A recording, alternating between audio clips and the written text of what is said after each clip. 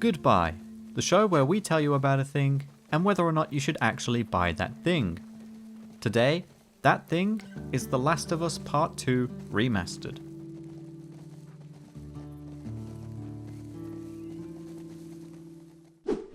The Last of Us Part 2 was the big game of 2020, and while many fans were split on reception, it held its spot as a substantial sequel to an already substantial game. In 2022, Naughty Dog brought us The Last of Us Part 1, a return to the original story, utilising the latest systems, graphics, and generally updating the game for the sake of current-gen accessibility, or perhaps just relevance, with the TV show also coming out shortly after it. But now, we have The Last of Us Part 2 Remastered, which offers up PS5 visual enhancements for the game, as well as some extra new bits and pieces to add some flavour. Whether or not this game is worth it comes down to a few things, and we're going to take a look at everything the remaster does here.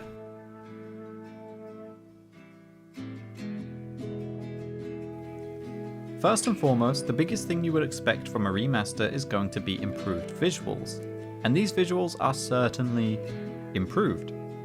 But it's the least of the features that the remaster actually offers. The Last of Us Part 2 was already an incredible looking game, and even got a small patch to boost its performance a little a few years back. So to have it now with maxed out graphics, performance, and general PS5 functionality is convenient, but not anything impressive. It'd be easier to complain about it if it was the only thing the remaster changed, but with other things in the package, this is just a nice thing to have.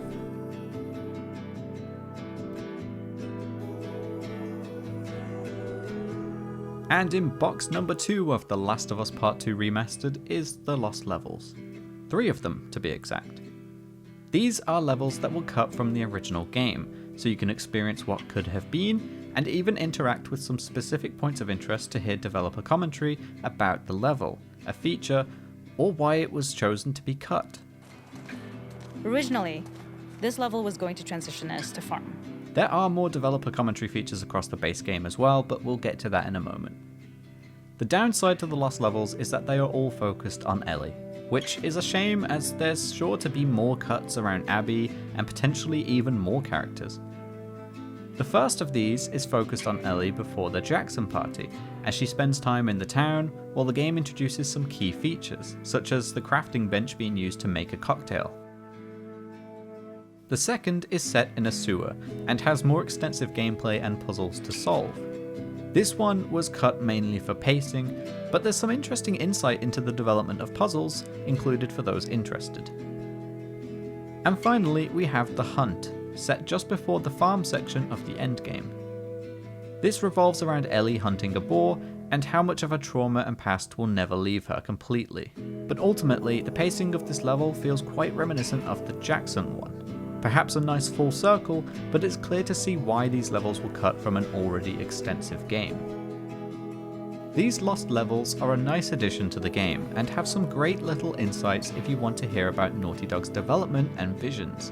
But again, they just aren't interesting enough to hold the substance of the remaster on their own, and we could have benefited from a wider range of cut content, even if it would have been shorter. The developer commentary that you can have throughout the rest of the base game is a little more limited.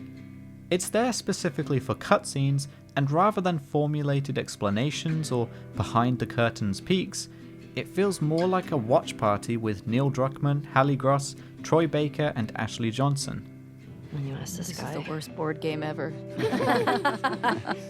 Sure, there are people who are going to enjoy this element of podcast-style watch-along as you replay a game you love, but it never quite delivers a full commentary and tidbits of information throughout the whole experience that you might expect and prefer, such as the commentary that is present in The Lost Levels. And here we have the real substance of the remaster: no return. While it's not as narrative as God of War's recent Valhalla DLC, in this independent game mode you must survive 5 rounds of increasingly difficult combat encounters, topped off with a boss fight from the base game. At first, you can tackle these as Ellie and Abby, but as you play, you'll unlock more characters to play as and outfits that the characters can wear, though Ellie and Abby have the best outfits and most of the others for the other characters are a bit lacking. Each character will have challenges in order to progress and unlock more, and the objectives are representative of their characteristics. For example, Tommy will require scoped kills, while Mel's focus will be around crafting medkits, and so on. The types of rounds you'll encounter are as follows. In Assault, you have to kill everyone in waves. In Hunted, you have to survive for a set amount of time. In Capture, you have to kill everyone in a single wave in time to open a safe. And in Holdout, you have to kill around 20 enemies before your ally dies. The element of challenge here is a refreshing take on using the polished gameplay of The Last of Us for something a little more separate, almost like the wave survival modes of Uncharted 3.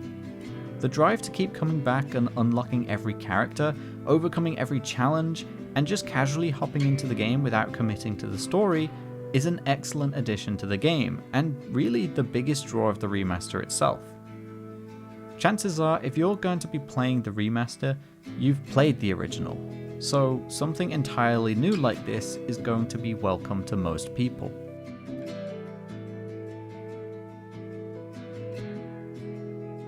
The Last of Us Part 2 Remastered does add some fun things to the game, but with no return doing the heavy lifting while other changes and upgrades are minimal, the price can make or break the worth.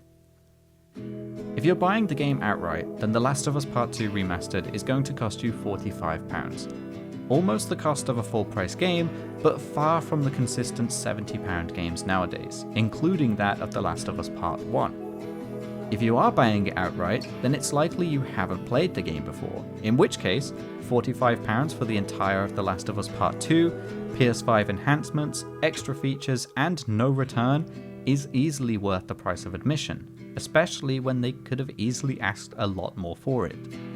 If you already own The Last of Us Part 2, then luckily for you, the remaster is only going to cost £10 to upgrade. With thoughts of the whole package aside, the upgrade here does seem like the central focus, and while the enhancements are appreciated and help the game be that slight bit more pretty, the £10 price tag on no return alone could be justified as a nice bit of DLC. So really, for newcomers or existing owners of the game, there is an option for both, and each is pretty fair priced. The Last of Us Part 2 Remastered is a heap of smaller additions to a big game, and while none of these feel individually significant, with no return being the front page winner of the whole thing, it's a package that feels worth it if you're looking for The Last of Us Part 2 in 2024.